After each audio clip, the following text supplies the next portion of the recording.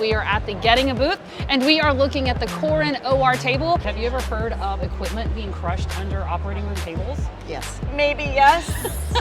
Yep, definitely have. Yes. Absolutely.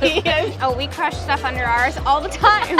All the time. The bear huggers especially. Yes, it happened recently What with happened? an SCD machine. Really? Yeah, bed was coming down, SCD machine was under the bed, and you just heard kind of that crunching sound. The bear huggers get crushed, the SCDs get crushed. All right, so what if I told you that you could have a bed that had crush protection to prevent damage to your instruments underneath your table?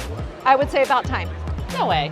That would be great. Okay, well actually I'm gonna let you do it, okay? Ooh, all right, great. I want you to lower the bed and watch what happens when it senses the bear hugger.